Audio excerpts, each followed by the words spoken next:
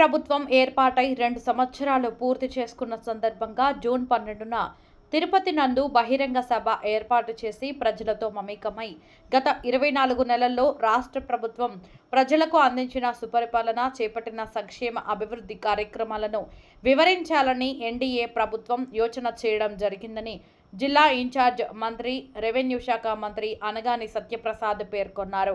NDA కూటమి ప్రభుత్వం ఏర్పడి 2 సంవత్సరాలు పూర్తి అయిన సందర్భంగా తిరుపతిలో దామినేడు వద్ద ఏర్పాటు చేసిన బహిరంగ సభలో పాల్గొనేందుకు రాష్ట్ర ముఖ్యమంత్రి, ఉప ముఖ్యమంత్రి, కేంద్ర రాష్ట్ర మంత్రులు జూన్ 12న విచ్చేస్తున్న నేపథ్యంలో మంగళవారం సభా ప్రాంగణం వద్ద ముందస్తు ఏర్పాట్లను జిల్లా ఇన్ఛార్జ్ మంత్రి, జిల్లా కలెక్టర్ డాక్టర్ ఎస్ వెంకటేశ్వర్, జిల్లా ఎస్పీ ఎల్ సుబ్బారాయుడుతో కలిసి క్షేత్రస్థాయిలో సమీక్షించారు.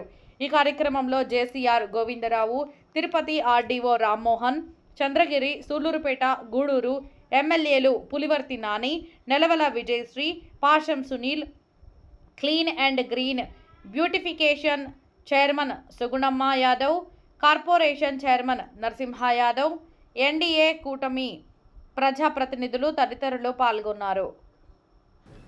కూటమి ప్రభుత్వం ఏర్పడి 2 సంవత్సరాలు అయిందో దాన్ని ఉద్దేశించుకుని ఏదైతే ఈ 24 నెలల్లో ప్రజలకి ఏదైతే నమ్మకంతో మనకి ఓటేశారో, ఈ ప్రభుత్వాన్ని బలపరిచారో, చరిత్రలో ఎప్పుడు వినని విధంగా మ్యాండేట్ ఇచ్చారో, దానికి వాళ్ళు పెట్టిన నమ్మకాన్ని వమ్ము చేయకుండా మేము అందించినటువంటి సంక్షేమం అవ్వచ్చు, అభివృద్ధి అవ్వచ్చు, సుపరిపాలన అవ్వచ్చు, అవన్నీ కూడా ప్రజలతో డిస్కస్ చేసి వాళ్ళకి తెలియజేయడం కోసం రాష్ట్రంలో 3 ప్రాంతాల్లో, యాక్చువల్గా తిరుపతిలో, అమరావతిలో, విశాఖపట్నంలో 3 రోజులు మేము ఈ మీటింగ్ అనుకున్నాం.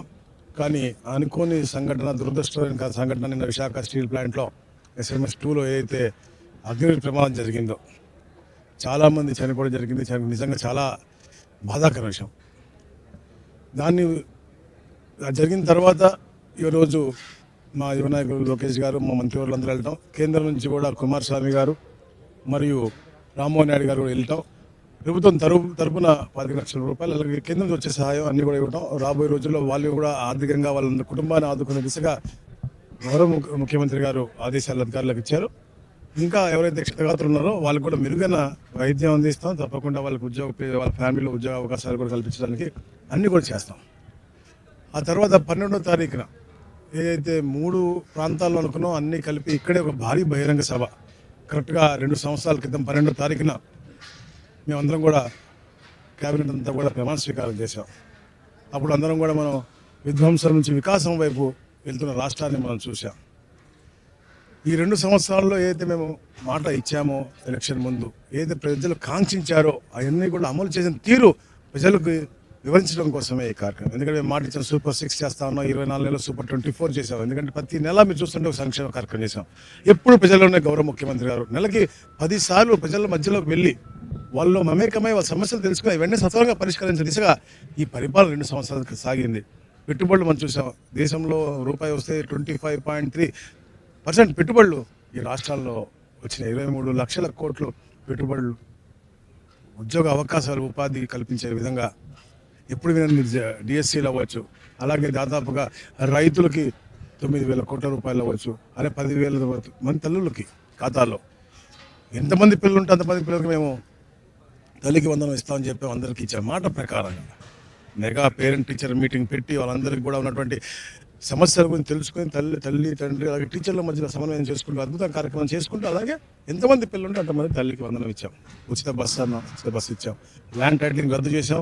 ఎక్కడెక్కడైతే సమస్యలు ఉన్నాయో, ఏదైతే గతంలో వాళ్ళు చేసినటువంటి 1.0 రీసర్వేల ప్రాబ్లమ్స్ ఉన్నాయి, ఏ గ్రామాలు అన్నీ కూడా రీసర్వే మళ్ళా చేసి కొన్ని సమస్యలన్నీ కూడా డెఫినెట్గా 1000లో ఇంకా ఒక 10 పుస్తకాలు అంటే 1% 2% ఇబ్బందులు ఉండొచ్చు. ఎందుకంటే గతంలో చేసినటువంటి పాపాలు దానికి మేము సరి చేయాలంటే సమయం పడుతుంది. 97-98% పర్ఫెక్ట్ చేసి ఇచ్చాం, గ్రౌండ్ ట్రూతింగ్ చేసి ఇచ్చాం. అలాగే మేమైతే కొత్తగా అయితే 6,688 గ్రామాలకు ఈరోజు పట్టింది. దాని తర్వాత చేసే ప్రతి గ్రామంలో కూడా 100% గ్రౌండ్ ట్రూతింగ్ చేసి ఈకేవైసీ ద్వారా వాళ్ళకి మేము ఈరోజు వాళ్ళకి హక్కులు కల్పిస్తాం. ఎందుకంటే ఒక ఎమోషన్, వాళ్ళకి భవిష్యత్తుకి భరోసా, అలాంటి భరోసా కల్పించే విధంగా ఈరోజు మేము రెవెన్యూ కార్యక్రమాలు చేస్తాను. అట్లా ఈ ప్రతి డిపార్ట్మెంట్లో చేసిన ప్రతి ఒక్క కార్యక్రమాన్ని ప్రజలకు ఎంత మంచిగా చేశామని చెప్పేసి వివరించే విధంగా ఈ 2 వారాలు కూడా మంత్రులు కూడా వివరిస్తూ ఉన్నారు.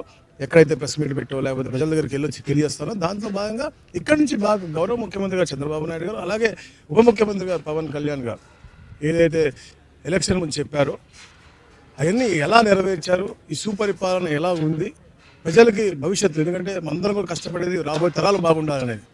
ఈరోజు లోకేష్ గారు కష్టపడి విదేశాల గురించి ఈ వేరే రాష్ట్రాలకు వెళ్తున్న ప్రతి ఒక్క పెట్టుబడి కూడా ఈరోజు ఆకర్షించి ఇక్కడ తీసుకొస్తా ఉన్నారు. ఇవన్నీ ఎందుకు చేస్తా ఉన్నారు? యువత కోసం, రాబోయే తరాల కోసం, మనందరం కష్టపడేది వాళ్ళ కోసం కాబట్టి వాళ్ళకి ఇచ్చే భవిష్యత్తు గురించి ఏదైతే గట్టి ఫౌండేషన్ వేస్తా ఉన్నారో అదంతా కూడా ఈ సభా వేదిక నుంచి తెలియజేస్తాం. Thank you.